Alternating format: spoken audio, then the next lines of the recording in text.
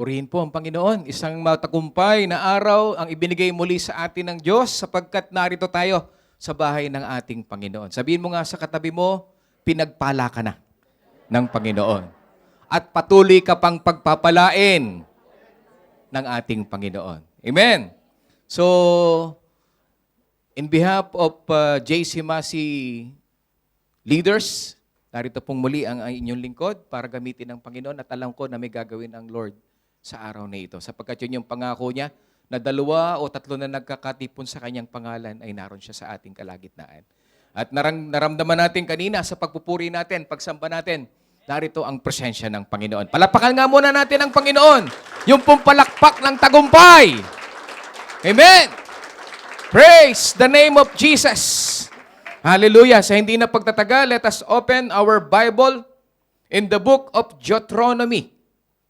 O Deuteronomio, Kapitulo 23, talatang 21 hanggang 23. Deuteronomio or Deuteronomy, chapter 23, verses 21 to 23. Ganito po ang sinasabi. Sa Tagalog, pagka ikaw ay magpapanata ng isang panata sa Panginoon mong Diyos, ay huwag kang magluluwat ng pagtupad, sapagkat walang pagsalang uusisain sa iyo ng Panginoon mong Diyos at magiging kasalanan sa iyo. 22, ngunit kung ikaw ay magbawang manata, ay hindi magiging kasalanan sa iyo. Ang nabuka sa iyong mga labi ay iyong gaganapin at gagawin ayon sa iyong ipinanata sa Panginoon mong Diyos na isang kusang handog na ipinangako mo ng iyong bibig. Pagpalain ng Diyos ang kanyang mga salita, tayo po ay yumuko at tayo manalangin. Dakilang Diyos na makapangyarihan sa lahat, tunay na ikaw po ay aming sinasamba sa Espiritu at katotohanan. Ipinagpapasalamat namin ang aming hiram na buhay sa iyo, sapagkat sa oras na ito, kami malakas, kami gumagalaw, kami nakakaawit at nakakapagpuri dahil lamang sa iyong habag at iyong biyaya. At sa oras na ito, we are welcome the Holy Spirit. Sinasamba ka po namin, wine-welcome ka po namin, at hinihiling na ikaw po ang magmaniobra ng gawain ito. Gamitin mo lamang ang iyong lingkod, Panginoon, bilang channel of blessing, a vessel of honor, Lord, to preach your word with power and authority, with the anointing of the Holy Spirit. At hayaan mo, Panginoon, matanggap ng bawat isa sa amin, dakilang Diyos, ang kalakasang espiritual at ang panibagong pangungusap ng iyong Santong Espiritu. Makikinig kami, Panginoon. Mangusap ka lamang, gamitin mo lamang ako bilang iyong lingkod, at hayaan mo, Panginoon, ang iyong mga salita ay may kapangyarihan na magpagaling, magpalakas, at magpalaya sa oras pong ito. At anuman ang gawa ng dyablo, anumang distraction, o anumang gagawin niyang panggambala, ay amin pong sinasaway sa pangalan ng Panginoong Yesus. Wala siyang karapatan sa lugar na ito, wala siyang karapatan na agawin ang iyong pagpapala. Sinasaway ka namin, Satanas, sa pangalan ng Panginoong Yesus. Lumayas ka in Jesus' name. And we claim the victory, Lord, because we ask this in the mighty name of our Lord Jesus Christ, we pray, and everybody says, Amen and Amen. Palakpakan natin muli ang Panginoon. Okay, sige po, tayo po yung makakapwesto na. At pumesto tayo ng magandang pwesto para mas komportable tayo na makinig ng salita ng Diyos. Even doon sa online, ay makinig tayo ng merong 100% na pakikinig. Sapagkat ang Diyos ay magsasalita ngayong oras na ito. Sabi mo sa katabi mo, ang Diyos ay magsasalita, makinig ka. Amen? Amen. Alam naman natin na kapag tumatayo tayo dito, hindi tayo yung mismong nagsasalita. Ginagamit lang tayo as an instrument, pero merong pangungusap ang Panginoon. Kaya pag sinasaway tayo, sabihin natin, yes Lord, Amen. Handa po ako. Amen. Handa na po ba kayo? Okay, simulan natin. Ang ating pong topic ngayong umagang ito is the promises. Amen. Marami na po ba kayong natanggap na mga pangako? mga promises sa buhay po ninyo. Ilan po sa tingin ninyo yung mga natupad na yung pangako sa inyo? At ilan din naman yung mga pangako na napako o pinaasa ka lang? Sa tingin nyo po ba mas marami yung pinaasa ka lang? O mas marami yung natupad sa'yo? It's up to you po. Pero ang pag-uusapan natin ngayon ay tungkol sa promises o pangako na alam ko rin na tayo rin ay nakapangako. At meron din tayong pinangakuan. Isip-isip po tayo kung meron tayong pinaasa at hanggang ngayon ay umaasa. The question is, what is the meaning of promise? Pag sinabi pong promise, promise is to tell someone that one will confidently, with assurance, with definitely do something in the future. Ang ibig pong sabihin nito, meron siyang kumpiyansa. Meron siyang kasiguraduhan, meron siyang katiyakan na gagawin niya yung kanyang sinabi sa hinaharap. Ibig sabihin, pag ikaw ay nangako, it means you are determined to do what you promise. Amen? Kaya nga, pasumpa-sumpa ka pa. Amen? Talagang pati yung kapitbahay mo nakakasama, pati yung lolo mong namatay, nakakasama. Sumpa man. At yung iba, ginagamit pa ang pangalan ng Panginoon sa kanilang panata o promise. Ano pa ang ibig sabihin ng promise? Alam niyo po ba na ang promise is a solemn assurance that one will do something or that particular thing will happen. Ito po daw ay isang panunumpa o taimtim o formal na katiyakan na tutuparin ng isang tao ang kanyang sinabi. At alam nyo, talaga naman na pagdating doon sa pangako, meron tayong maririnig na kasabihan that promises are made to be broken. Alam nyo kung bakit binanggit ito ng tao? Because it is a sarcastic saying that suggests promises are naturally unreliable. Kaya binabanggit yung promises are made to be broken dahil ayaw na niyang umasa. Sapagkat ang lahat ng kanyang inasahan ay nasira po lamang. He has a broken desire o yung broken dreams sapagkat pinaasa siya. Masakit po talaga, mga kapatid, ang paasahin. Lalo na kapag may date ka pa na ibinigay at hindi naman talaga tutuparin. Promise sa katapusan, babayaran kita. Yung pala katapusan ng mundo. Hanggang ngayon, hindi pa rin. Promise! Ihaharap kita sa altar sa katapusan ng buwan na ito. Natapos na yung buwan, wala na. Amen? Alam niyo, breaking promises can damage trust, mga kapatid. Kapag hindi mo natupad yung pangako, nawawala yung tiwala ng tao. Hello, sa mga pinangakuan at mga nag-broke ng kanilang pangako, nawawala po yung trust, mga kapatid. But, while keeping them builds a stronger relationship.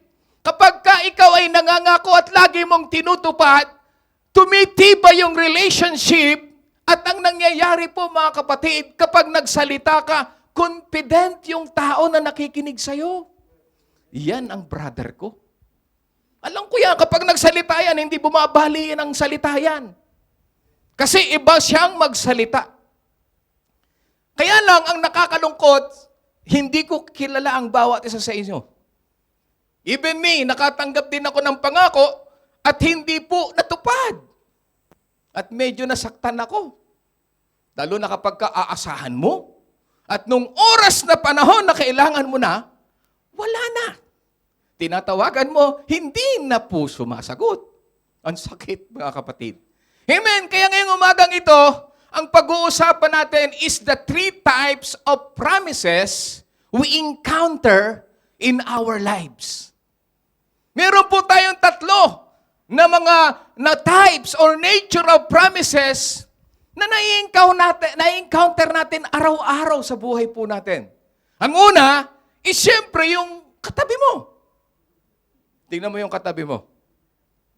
Tao. Amen? Kapatid. Kaibigan. Kapitbahay. Katrabaho. O sino mang tao, ang tawag po dyan ay ano? People's promises. Alam niyo yung people's promises, ang problema nito, it is a fragile and flawed. Pag sinabing fragile and flawed, ito po ay marupok at may depekto. Ang pangako ng tao ay marupok, kay daling makalimot. Amen? Marupok na, may depekto pa. Amen? Nakarinig na ba kayo ng mga pangako na ganito ang sinasabi? Di kita iiwan, ano man ang mangyari. Kapit ka lang sa akin. Huwag kang bibitaw, hindi kita papabayaan. Sagot kita! Wow! Ilang sagot mo na ba? Amen? Andito lang ako. Huwag kang mag-alala. Ako bahala sa'yo. Lahat ng salitang yan, na-encounter nyo na po ba? Ay, sa tingin ko naman, simula pagkabata hanggang sa oras na ito, sigurado narinig mo na yan. Amen? At yan po ay lahat na babanggit ng isang tao. Amen? At isa pa, yung mga mananampalataya na tinawag ng Panginoon, meron din silang mga pangako. Ano sabi ng pangako niya? Simula ngayon, ikaw na ang buhay ko, Panginoon. Lalo na kapag kayong puspos na puspos. Talagang, Lord, wala, ikaw na, ayoko na talaga sa mundong ito, Panginoon. Pangako, ikaw lang yung buhay ko. Ikaw na po, Panginoon, ang masunod sa buhay ko. Amen? Naipangako mo na rin ba yan? O, tingnan mo yung katabi mo. Maaring naalala, baka katabi mo pa nga nung sinabi, Lord, ko na po bahala sa buhay ko. Amen? Maglilingkod po ako, Panginoon, hanggang sa wakas, Panginoon. Ano ba? Panginoon, di ko na po ulitin. Baka binarinig kayong ganyan. Nagpe-pray tayo dito, Lord, huwag di ko na po ulitin. Kinabukasan, inulit-uli. Ilan ang mga pangako natin? Ilan ang sinumpaan nating panata sa Panginoon o sa tao na nagawa na natin? At ilan yung mga hindi po natin nagagawa? Ang sabi ng Ecclesiastes Kapitulo 5, talatang 2, huwag kayong padalos-dalos. Saan? Sa paggamit ng iyong bibig. Kasi alam, matabil yung dilang yan eh. Yung bibig na yan, napakatabil. Amen? 70,000 ba? O ano? Tama? Sa isang araw? Ilan? Words? Ang nagagawa ng isang tao? Approximately? Dami, no? Sa isang araw? 70,000 words? Tama ba? Correct me if I'm wrong. 70,000, yes. Ganong karami. Mas marami yung nasa babae. Amen? Kasi meron talagang, hindi naman lahat ng babae talagang mga makwento. Meron din namang lalaki, mas makwento pa. Mas matabil ang bibig. You know? Sabi dito, wag daw tayo padalas-dalas ng iyong bibig at huwag magmadali ang iyong puso na magsalita ng anuman sa harap ng Diyos. Bakit kamo? Sapagkat ang Diyos ay nasa langit at ikaw ay nasa lupa, kaya't maging iilan ang iyong mga salita. Ayaw ng Lord ng marami kang salita pero hindi mo tinutupad. Mas mabuti pa yung isang salita pero lagi mong tinutupad. Palapakan nga natin ang Panginoon. Amen! Bakit hindi natin po pwedeng laging asahan ang pangako ng tao? Ang una, ang tao, it is well-intentioned. Napakaganda po ng intensyon ng tao pag siya po ay nangangako, mga kapatid. Amen? Maganda yung intensyon, mabuti yung layunin, kaya lang ay limitado ang tao. Hindi siya perpekto. May depekto ang tao. Amen? At alam nyo, paano natin nalalaman na mayroong problema ang tao? We promise things we can't always control. Anong sabi ng James chapter 4, verse 13 to 14? Come now, you who say today or tomorrow you will go to such and such city, spend a year there, buy and sell, and make a profit. Anong sabi ng 14? Whereas you do not know what will happen tomorrow. Yung daw tao, hindi niya alam kung anong mangyayari. Kahit pa mangako siya, hindi niya daw alam kung anong mangyayari sa bukas. Bakit? For what is life? It is even a vapor that appears for a little time and then vanishes away. Kapag nangako ang tao, may limitasyon. At alam niyo po, ang tao talaga, meron siyang hindi kayang arukin. At hindi niya kayang ipangako ang bukas. Kasi ang bukas, ang Diyos lang ang humahawak, mga kapatid. So makikita natin, there is a limited sa tao pag nangangako. Hindi niya po pwedeng sabihin, sige, hindi kita iiwan hanggang sa kamatayan. Ang totoo, hindi talaga kaya ng tao. And our knowledge, brothers and sisters, is limited. Limited po yung ating kaisipan, yung ating karunungan. Anong sabi po ng Proverbs 19 verse 21? There are many plans in a man's heart. Marami daw po tayong plano. Nevertheless, the Lord's counsel that will stand. Sa Tagalog po, ang sabi po ay ganito, ang isang tao'y maraming iniisip. Maraming binabalak, mga kapatid. Maraming binabalak, ngunit ang kalooban din ni Yahweh ang siyang mananaig. Ibig sabihin, kahit ano pang sabihin mo, limitado ka. Limitado yung kapatid mo, limitado yung mga kakilala mo, limitado po sila. At ang nananaig, mga kapatid, ay yung Diyos na makapangyarihan sa lahat. Amen! Kaya masarap magtiwala sa Diyos. Kasi ang tao, pag nangako, hindi kaya. Maaring matupad ngayon, maaring hindi matupad bukas. They are limited. Even their knowledge are limited. Ano ang dapat nating sabihin? Ganito po ang dapat nating sabihin. If the Lord wills, we will live and do this and that. Huwag ka lang mangangako. Sabihin mo kung loloobin ng Panginoon. Sabihin nga natin, kung loloobin ng Panginoon, gagawin ko ito, gagawin ko ito. Amen? Huwag kang mangako na hindi mo kaya. Ang hilingin mo, ang sabihin mo, if the Lord's will, Lord, gagawin ko po ito. Tulungan mo ako. Amen?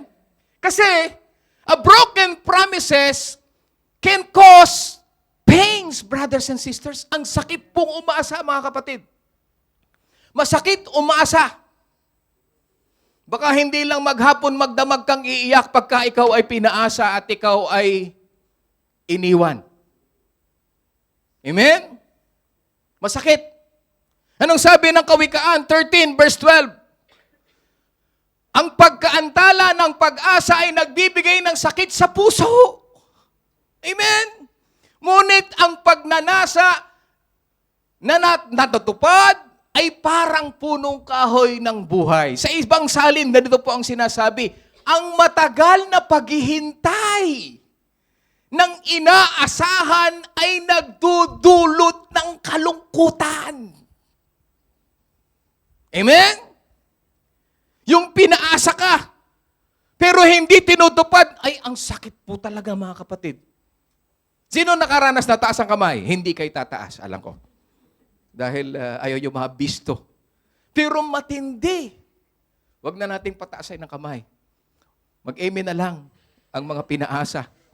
at nagdurugo ang puso. Ang sabi doon, nagdudulot ng kalungkutan. Ngunit, ang hinahangad na natupad ay parang punong kahoy ng buhay. Alam niyo, masakit talaga pong umasa.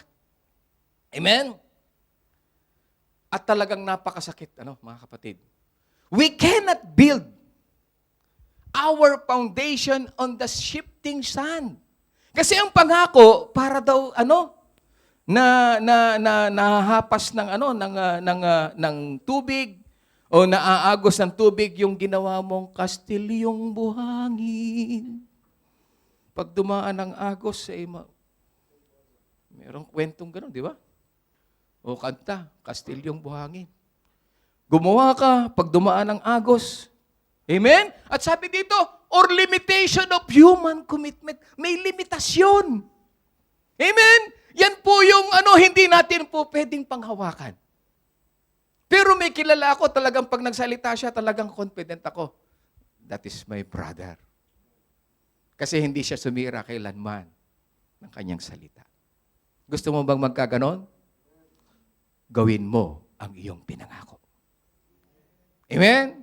Ingatan nyo rin yung mga taong tumutupad sa pangako. Palapakan natin ang Panginoon. Amen? So malinaw po ba sa atin? Ang tao, po pwede mong pagtiwalaan, pero limitado. Second na promise, pag-uusapan natin. It is Satan's promises. Alam niyo naman itong kay Satan, it is deceptive and destructive. Mapandaya, mapanira ang mga pangako po ni Satanas. Amen? Satan uses promises as bait to lure us away from God. Ang ipinapangako niya ay para lang tayo ay akitin, painan, papalayo sa Diyos. Amen! Kung minsan kasi mga kapatid, alam mo nang si Satanas yung nangangako, pero kinakagat mo pa rin. Hello? Amen? His promises are always lies, leading to destruction. Pero bakit kinakagat ng tao? Natatandaan niyo po ba si Eva at si Adan nung pasimula?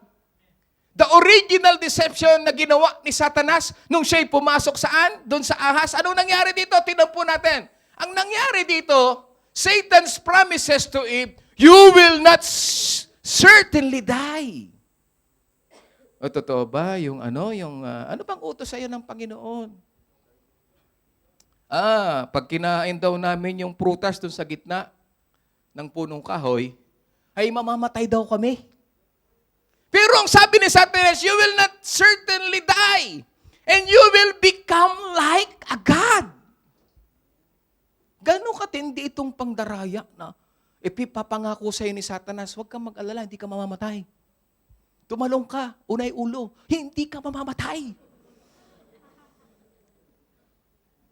Pagka narinig mo yun, si Satanas yun. Pero maniniwala ka ba, hindi ka mamamatay? Amen? Ay, mahirap yun. So pagdating kay Satanas, deceptive and distraction ang talagang daladala po nito, mga kapatid. Ano ang naging resulta? And the result was spiritual death. Namatay sila. Una, spiritual. Bakit namatay ang spiritual? Yung kanyang magandang relasyon sa Diyos na putol. Gaano ang matinding ipinangako ni Satanas na sila'y nalinlang? Para kagatin nila yung prutas ng pagkaalam ng mabuti at masama. Pero nakuha ni Satanas yung promises na ito bilang isang pain para malaglag ang tao. Kaya nangyari spiritual death, sumunod yung physical death sa atin. Kaya nga dapat hindi tayo namamatay, pero ngayon, ayan, yung aking pong bianan ay umalis na, kinuha na, no? Humarap na sa harapan ng Panginoon. Kaya, meron na ngayong kamatayan. Dati wala. At isa pa, nagkaroon sila ng separation sa Diyos. Bakit? Pinalaya sila sa hardin ng Eden. Because of the promises of Satan. Amen? Kaya, ingat kung anong ipinapangako sa iyo ni Satanas. Anong ginawa niya sa Panginoong Hesus? Natatandaan nyo? At the time, dun sa, sa kanyang pagpapasting, Satan made promise or offer to Jesus during the temptation in the wilderness. Anong ino-offer niya? Anong ipinaramis niya? Tingnan po natin. Matthew chapter 4. Tingnan po natin in 8 to 9. Again, the devil took him up on an exceedingly high mountain and showed him all the kingdom of the world. All the kingdom of the world. And their glory. Hindi mo ba nakikita yan? Yang lahat ng mga yan. Ibibigay ko sa iyo yan. Anong sabi pa? Verse 9. And he said to him, all these things I will give you if you will fall down and worship me. Antindi, mga kapatid. Ipinapangako niya yung hindi naman sa kanya. Amen? Ay, nilikha ba niya, hindi naman sa kanya yun eh. Kaya lang pinahintulutan ng Diyos na siya yung maghari sa mundong ito. Kaya naipapangako niya ngayon sa tao ang mga bagay na nasa mundong ito. Name it! And Satan will give you. He can promise everything to you. Kaya lang, pang mundo lang. What can Satan promise in the afterlife? Sa tingin nyo? Ipagpalagay na si Satanas kayang ipangako lahat ng bagay sa mundong ito. Sapagkat paghahawak niya, pagmamayari niya ngayon. The only thing, brothers and sisters, he can promise you is life in this world and that's all. Lahat po pwede niyang ibigay sa'yo. Ano yun? Name it. Number 1. Wealth and riches. Yes! He can give you the wealth and riches. He can give you the power to control in this world. He can give you fame and glory. Kaya kanyang pasikatin, kaya niyang paramihin lahat ng iyong kaibigan, kaya kanyang payamanin lahat ng bagay na meron ka, ibibigay sa'yo sa mundong ito. Ano pa? Pleasure and sensual gratification. Humiling ka ng pinakamagandang babae, pinaka-sexy, pinakagwapong lalaki, matini idol pa yan, hilingin mo, kapalit ng buhay mo, ibibigay ni Satanas. Name it! He can give it to you. He can give you security and comfort in this world. He can give you the wisdom and knowledge apart from God. He can give you, ikaw ang pinakamatalino sa mundong ito.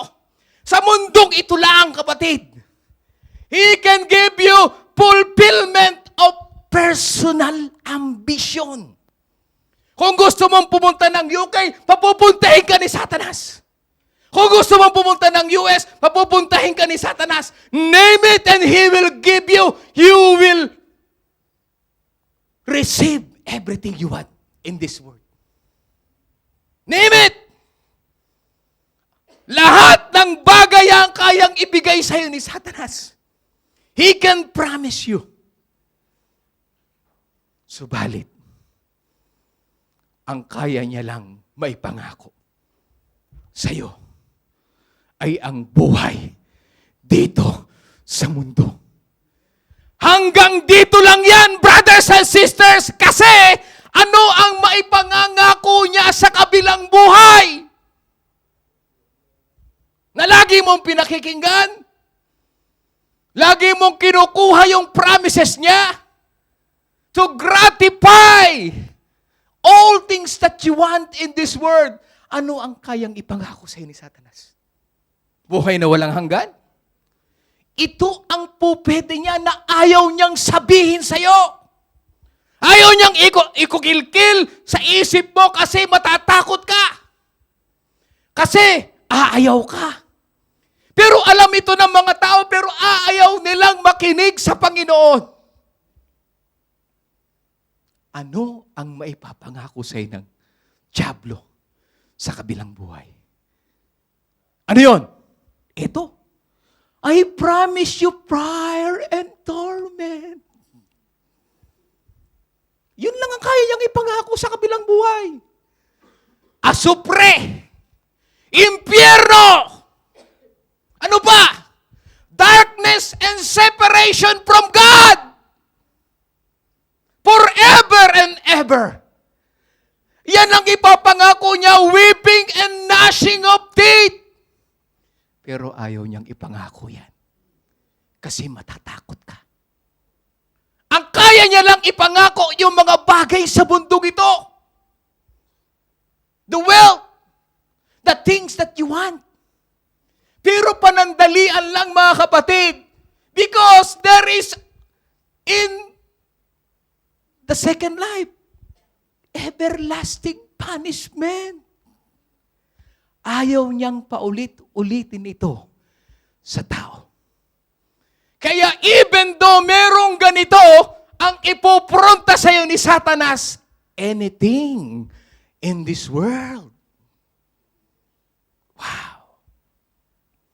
Kaya dahil sa pinangakuan ka ni Satanas ng mga bagay sa mundong ito, wala na ang iba sa pagtitipong katulad nito. Subalit mapalad ka sapagkat umaasa ka sa pangako ng Diyos, kaya ka nananatiling sumasamba sa Panginoon. Yes!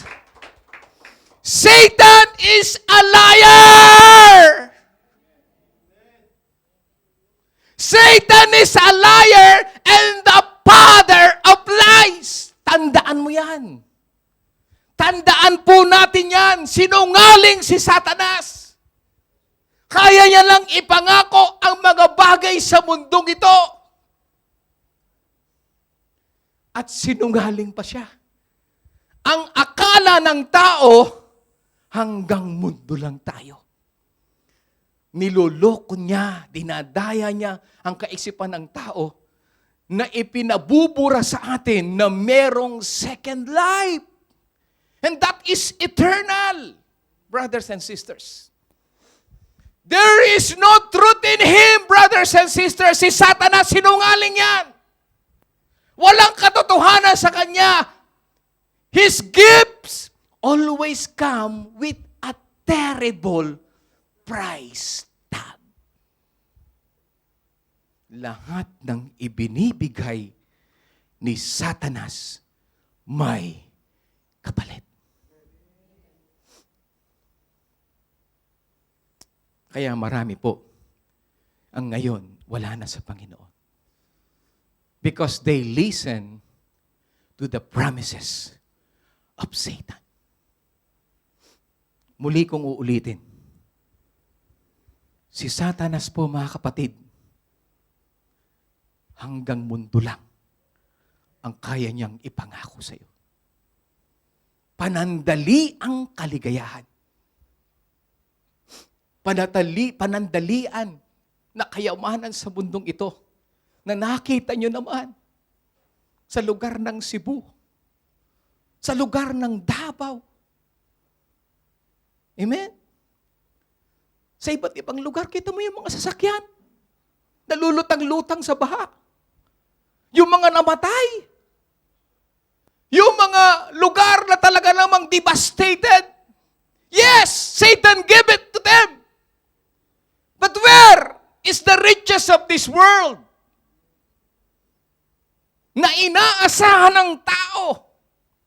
But for you, brothers and sisters, kahit nagdurusa ka ngayon, kahit puno ng problema ang buhay mo, kahit puno ng pagsubok ang buhay mo, pinangako ng Diyos ang buhay na walang hanggan na makakapiling mo ang ating Panginoon.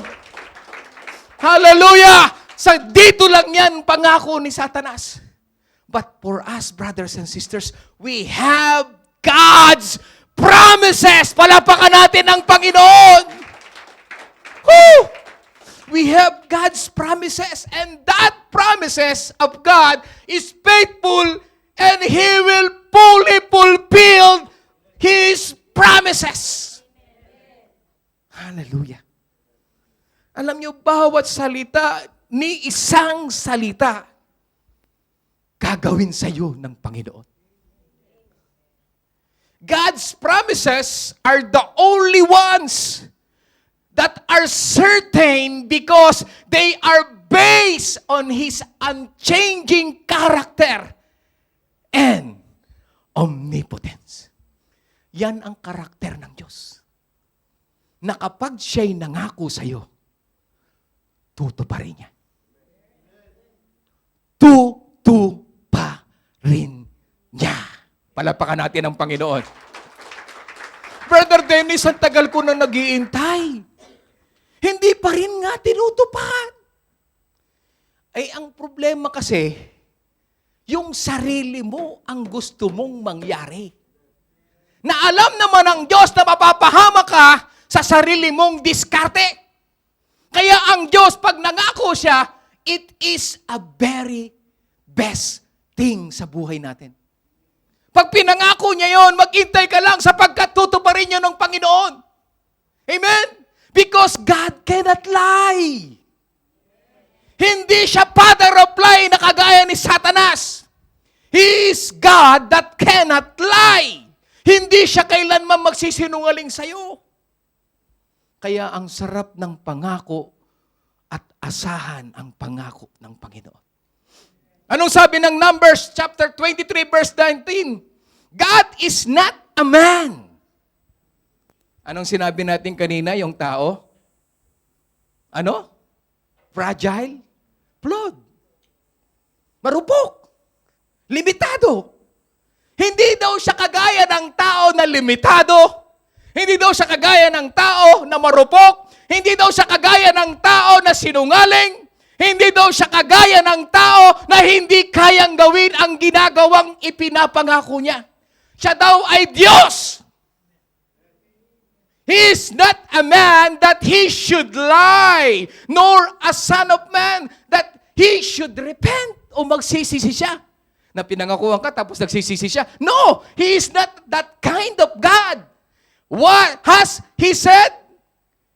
And will he will not do? Or has he spoken and will he not make it good? Yun ba yung Diyos natin? Hindi. Kaya lagi nating isaisip sa puso natin, ang Diyos, pag nangako, sure na sure. Lampas pa sa 100%. 20 times na 100%. Kayo na magbilang. Amen? Lampas 100% ang pangako ng Panginoon.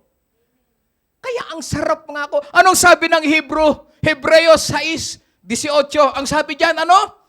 Hindi nagbabago. Take note. Hindi nagbabago at hindi nagsisinungaling ang Diyos. Tungkol saan? Sa dalawang bagay na ito. Ano yung dalawang bagay na hindi po pwedeng mabago at hindi magsisinungaling ang Diyos? Ang kanyang pangako at sumpa. Palapakan natin ang Panginoon. Hindi mababago yan. Hindi yan pagsisinungalingan. Kaya ang sarap ditong umasa, mga kapatid.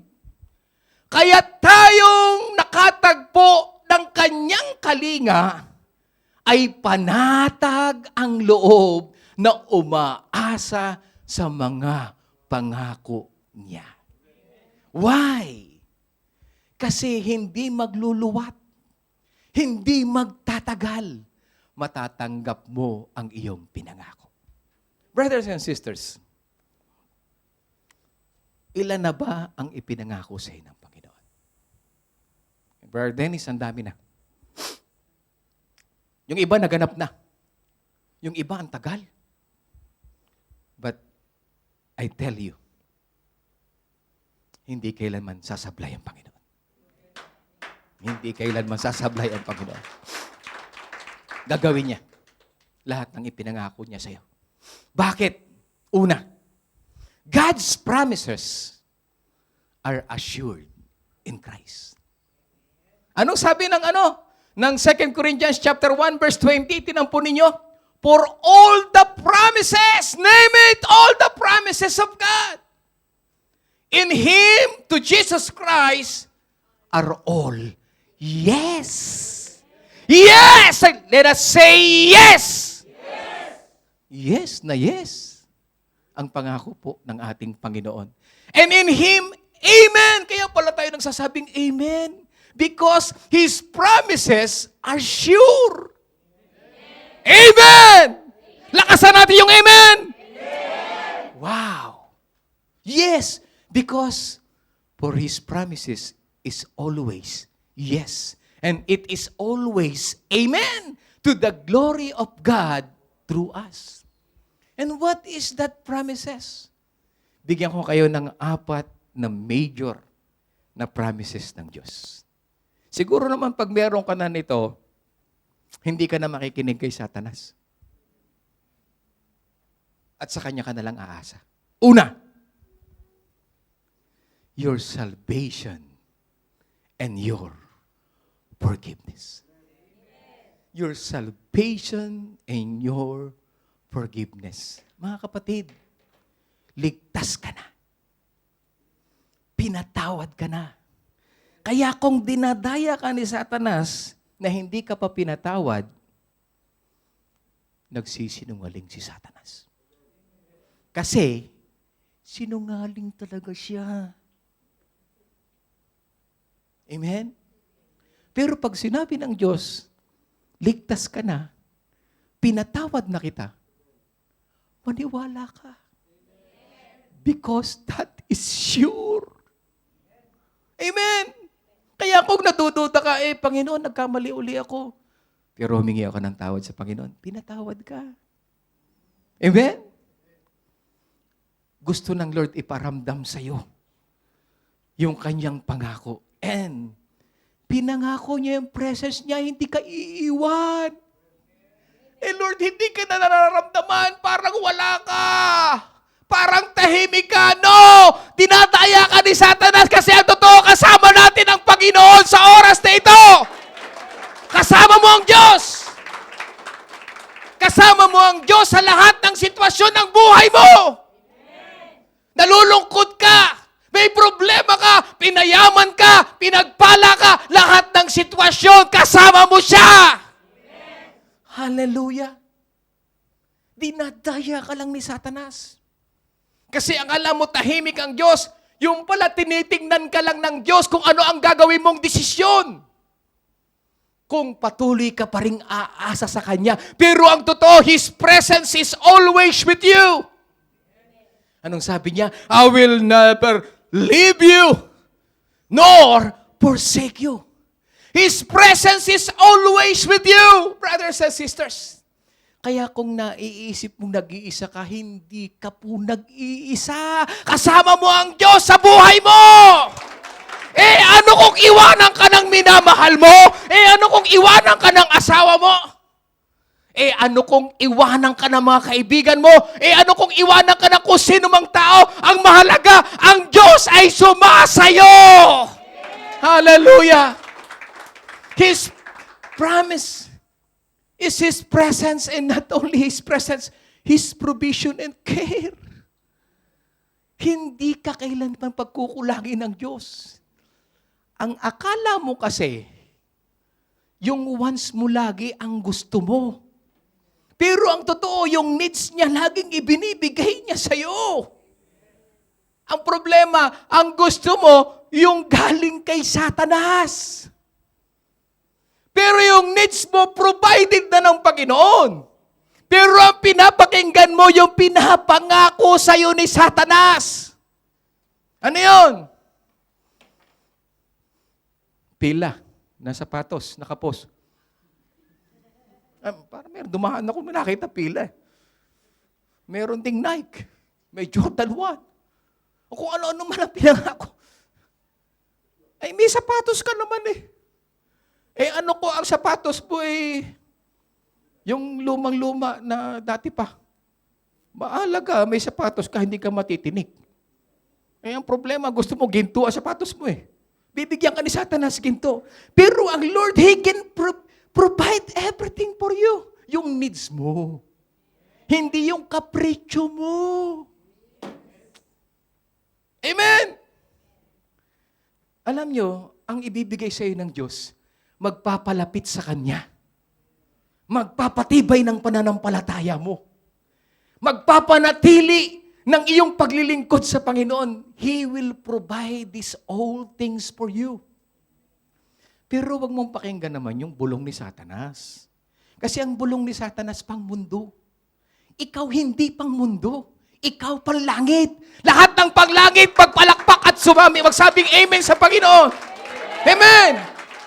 So, His provision and His care is always with you.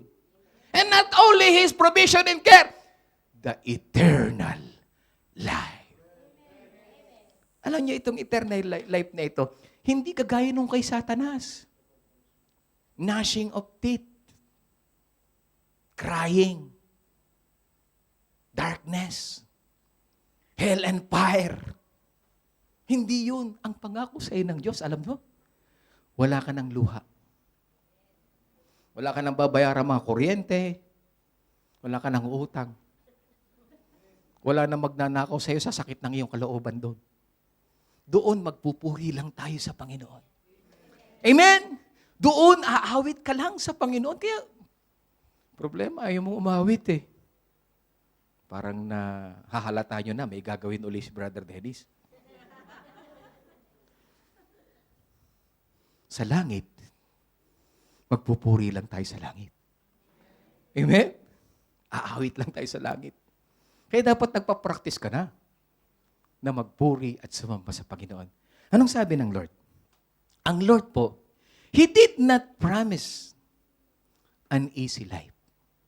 Hindi niya pinangako na magiging magaan ang takbo ng buhay mo. He did not promise na walang problema, walang pagsubok. Hindi niya pinangako yun. Kasi ang problema at pagsubok, pampatibay ng pananampalataya. Kaya hindi niya pinapangako na tatanggalin ko yung problema, tatanggalin ko yung pagsubok. Hindi! Ang gusto ng Lord, harapin mo yung pagsubok, harapin mo yung problema. Kasi kasama mo siya sa harap ng problema. Amen? Yun siya. He promised to be by our side. Even may mga pagsubok at problema. Even may kahirapan. Pero pangako niya, hindi kanya iiwan.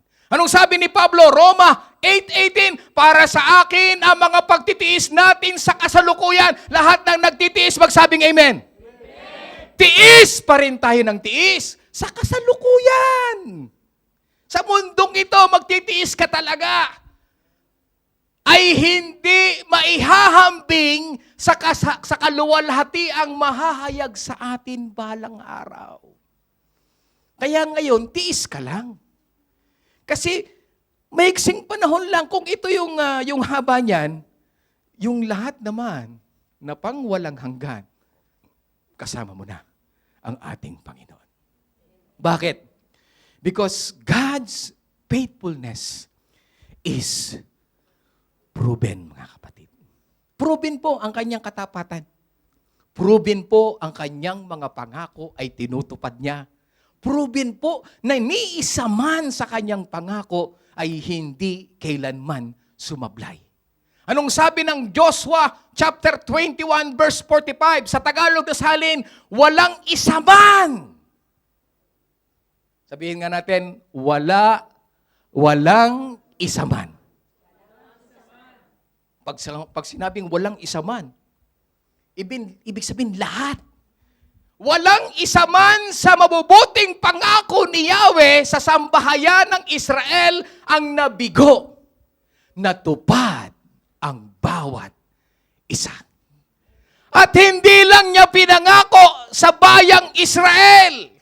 Ipinangako niya rin sa iyo, sa akin at sa lahat sa atin na ano? Tutuparin din niya ang lahat ng mga pangako niya sa iyo.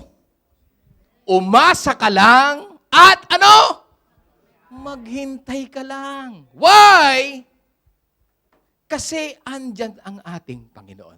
Ngayon, sa tatlong promises na ito, where will you place your trust? Pumili na kayo. Brother Dennis, kay Satanas ako. Kasi gusto mo sa mundo lang eh. Gusto mong lagi masaktan? Sa tao ako. But I tell you, sabi diyan, ano? With Examine human promises. Ang promises ng tao ay ano? Fragile. Flawed. At yung kay Satan's na promises naman, deceptive. Destructive. But the promises of God is unbreakable. Woo! Palapakan nga natin ang Panginoon, yung malakas na palakpak. Palakpak ng tagumpay sa Panginoon. Hallelujah! Woo! Hallelujah! Unbreakable promises ng Lord. Kaya ang sabi niya, anchor your life to the sure and steadfast promises of God, which are always yes in Jesus. Hallelujah! Woo! Hallelujah! Nararamdaman ko na ang banal na Espiritu. Hallelujah! Kasi, sa huli, ang sabi diyan, to realize the worth of the anchor, we need to feel the storm. Kailangan mo maramdaman yung pagsubok bago mo maramdaman na hindi ka iniiwanan ng Diyos. Our anchor will hold no matter what storms we may face. Ngayong umagang ito, kapatid, hindi ko alam ang sitwasyon po ng inyong po mga buhay. Maaari may dumadanas dito na mabitinding pagsubok, problema. O meron na nga ako sa inyo. Pero alam nyo, lilingapin tayo ng Panginoon. Lilingapin tayo ng Lord. Umasa lang po tayo. Pero ibang tumayo tayong lahat, mga kapatid. Hallelujah. Tayo po'y manalangin. Dakilang Diyos, Ama, salamat po. Salamat sa mga pangako mo bilang kami yung mga anak. Tunay, Panginoon, na ngayon naunawaan namin na kaya pala kami nabibigo sa mga pangako ng tao sa kanilang pagtupad sapagkat may limitasyon ng tao. Kung minsan sinungaling ang tao. Hindi niya kayang ipangako ang bukas sapagkat ikaw yung may hawak ng bukas. Maging si Satanas, ang mga pangako niya ay pangmundulan. Yes, all the powers, all the authorities, wealth, lahat ng bagay sa mundong ito. Pero hanggang mundo lang. Anong ipapangako niya sa kabilang buhay? The hell of fire. Ang paghihirap, paghihinagpis sa impyerno, the darkness, distraction. Kaya Lord, tulungan mo ang iyong mga anak na ngayon ay maunawaan namin na ang bagay sa mundong ito ay pangmundo lang. Pero yung mga pangako mo, Panginoon, ay pangwalang hanggan. Yung langit, yung makasama ka naming walang hanggan, wala nang pagluha, wala nang hinagpis, wala nang problema. Wala nang mga tutokso sa amin. Wala nang mga sasakit ng aming damdamin. Wala nang mga ngako, subalit mabibigo. Sapagkat ikaw ay aming kapiling na walang hanggan. Kaya Lord, pinipili namin ikaw, Panginoon. Pinipili namin ang iyong mga pangako. Pinipili namin, O Diyos, na mga natili sa iyo. Tulungan mo kami, Panginoon, na laging magtiwala sa iyo. Tulungan mo kami sa iyong habag at biyaya na kami makapanatili hanggang sa iyong pagbabalik. Bagamat ipinangako mo na hindi magiging madali ng mga problema at pagsubok, pero ang panghahawakan namin na hindi mo kami iiwan. Hindi mo kami papabayaan. Kaya Lord, ingatan mo ang iyong mga anak. Ingatan mo ang JC Massey Church, bawat leaders, workers, and members. At ang mga tatawagin mo pa sa lugar na ito, maging sa Pilipinas, ihanda mo kami na maunawaan namin ang dakilang pangako mo ay totoo, reliable, unbreakable, Kaya Panginoon, anuman ang mangyari sa mundong ito, panatag kami. Bagyo, lindol, o anumang bagay na darating, panatag kami. Sapagkat yung pangako mo, pansamantala lang ito. Ang tunay naming buhay ay sa piling mo dyan sa langit na bayan. Kaya pagpalain mo ang iyong mga salita, selyohan mo to sa aming mga puso upang wag maagaw ng dyablo. At Lord, ito'y lagi naming mapagpulay-pulayan na palagi naming panghawakan, tayuan, at pagtiwalaan ang iyong mga pangako. Salamat po, Panginoon. Ito po ang aming panalangin sa pangalan ng aming Panginoong Yesus, and everybody says, Amen.